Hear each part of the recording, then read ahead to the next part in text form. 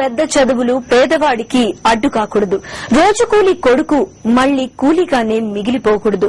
ఈ మహోన్నత ఆశయంతో మహానేత ప్రవేశపెట్టిన పథకం ఫీజు రీయింబర్స్మెంట్. ఆర్థికంగా వెనుకబడిన విద్యార్థుల్లో కోటి ఆశలు రేకెత్తించిన ఈ పథకం ఇప్పుడు నీరు కారిపోతోంది. సర్కారు నిర్లక్ష్యానికి గురై విలవిల్లాడుతోంది.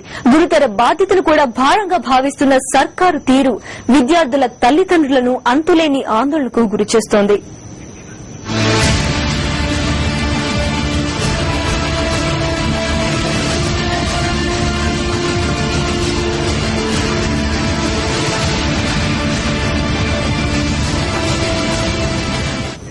చదువుకోవాలనే తపన గుండెల నిండా ఉన్నా చదువును కొనేందుకు పేదరికం అడ్డొచ్చింది. ఉన్నత చదువులు చదవాలి, మంచి ఉద్యోగం చేయాలన్న ఆ చిట్టి తల్లి ఆశ మధ్యలోనే అడియాసైపోయింది. కన్న కూతురుపై ఆ తల్లిదండ్రులు పెట్టుకున్న ఆశలన్నీ కూడా ఆవిరైపోయాయి. మొత్తానికి సర్కారు నిర్లక్ష్యం, పాలకుల నిర్వాకం పేదింటి కూతురును పొట్టన పెట్టుకుంది. రంగారెడ్డి జిల్లా తుక్కుగూడ ఓ నిరుపేద ఇంట్లో అనుకోని దారుణం. అది ఇంజనీరింగ్ విద్యార్థిని వరలక్ష్మి ఇల్లు. ఉజ్వల భవిష్యత్తు గురించి కన్న కలలతో పాటు ఆమె కూడా అగ్ని కీలలకు ఆహుతైపోయింది. ఆ ఇంటి దీపం ఆరిపోయింది. ఆ పేదింట్లో విరిసిన చదువుల మందారం కాలి రాలిపోవడానికి కారణం ఫీజు రీయింబర్స్మెంట్ విషయంలో సర్కారు నిర్లక్ష్యం. ఆ నిర్లక్ష్యమే ఓ నిండు జీవితాన్ని బలి తీసుకుంది.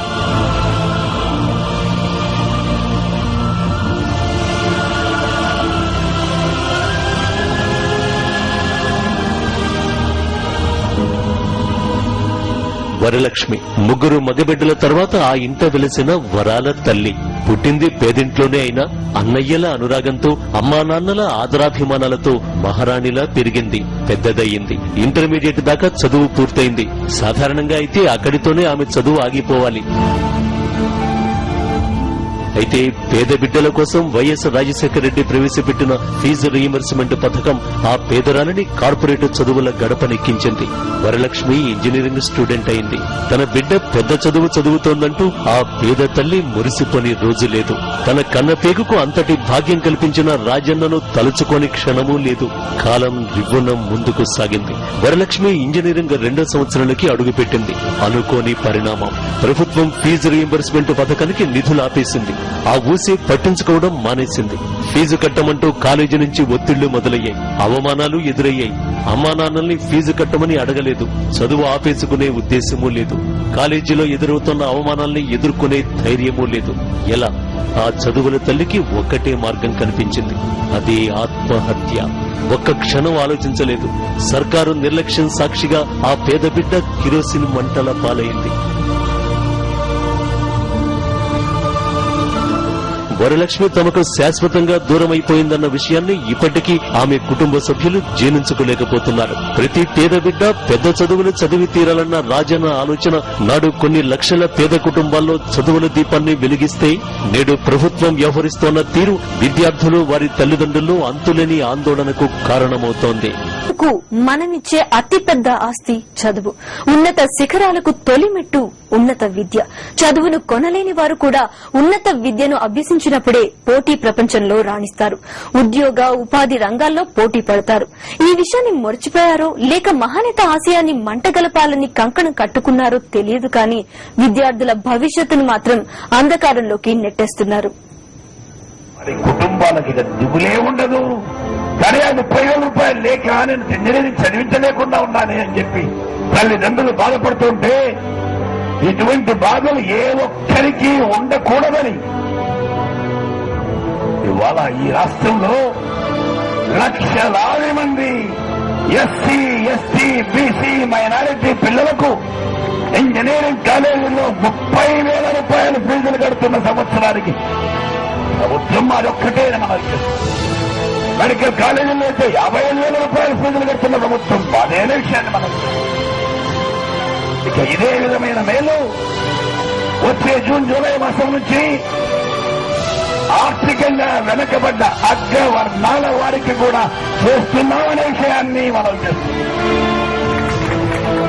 నిరుపేద విద్యార్థులకు ఉన్నత విద్యను ఉచితంగా అందించాలనే మహోన్నత లక్ష్యంతో 2008లో ఫీజు రియంబర్స్మెంట్ పథకానికి శ్రీకారం చుట్టారు అప్పటి ముఖ్యమంత్రి డాక్టర్ వైఎస్ రాజశేఖర రెడ్డి.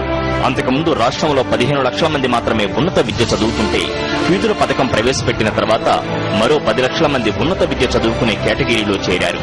ఇది నిజంగా ఒక మహా విప్లవమనే చెప్పాలి. ఇక చాలు మన చదువులు ఇంతటితో ఆపేద్దామనుకున్న వారు లక్షలాదిగా ఉన్నత చదువులు చదువుకోవడానికి పెద్ద పెద్ద కాలేజీల మెట్లెక్కే అవకాశం కలిగింది. ఈ విప్లవానికి ఆద్యుడు డాక్టర్ వైఎస్ రాజశేఖర రెడ్డి.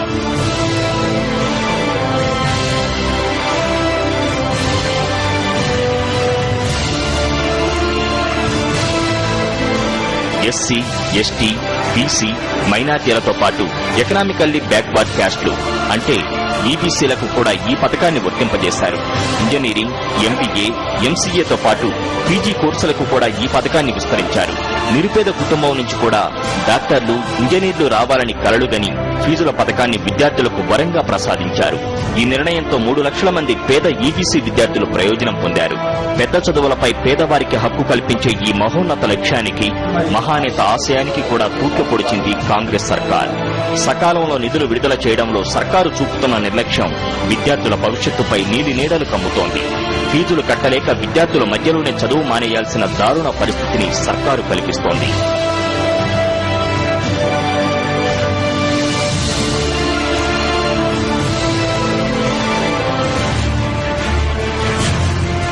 ఫీజుల పథకానికి 1.25 లక్ష కొర్రీలు పెట్టి అర్హుల సంఖ్యను తగ్గించేందుకు సామ దాన భేద దండోపాయాల్ని ప్రయోగిస్తోంది. దీంతో ఫీజుల పథకం అసలు లక్ష్యం నీరుగారుతోంది. చదువుల తల్లి సరస్వతి సాక్షిగా ఇది ప్రస్తుతం రాష్ట్రంలో నిరుపేద విద్యార్థులు ఎదుర్కొంటున్న పరిస్థితి. ప్రభుత్వ పెద్దల మాటలు కోటలు దాటుతున్నాయి, కానీ చేతలు మాత్రం కనీసం గడప దాటడం లేదు. ఫీజుల పథకానికి పాతరేస్తున్న తీరే ఇందుకు నిదర్శనం. పాత బకాయిలు గుట్టలుగా పేరుకుపోతున్నా సర్కారు విధించుతున్న నిధులు మాత్రం అంతంత మాత్రమే. సగటు జీవికి తమ పిల్లల ఉన్నత చదువులపై కొన్నంత భరోసాగా నిలిచిన ఈ పథకం ఆచరణలో అబాచు పాలవుతోంది. ఫీజు రియంబర్స్మెంట్ విషయాన్ని సర్కారు పట్టించుకోకపోవడంతో కోర్సులు పూర్తి చేసి కూడా సర్టిఫికెట్లు అందక రాష్ట్ర వ్యాప్తంగా కనీసం 2 లక్షల మంది విద్యార్థులు అష్టకష్టాలు పడ్డారు. వైఎస్ హయాంలో అప్రతిహతంగా సాగిన ఈ పథకం ఆయన మరణానంతరం దినదిన గంటం 100 ఏళ్ల ఆయుష్లా సాగుతోంది. ఫీజు రియంబర్స్మెంట్ పథకం కోసం 2008లో వైఎస్ 2,000 కోట్ల రూపాయలు కేటాయించారు.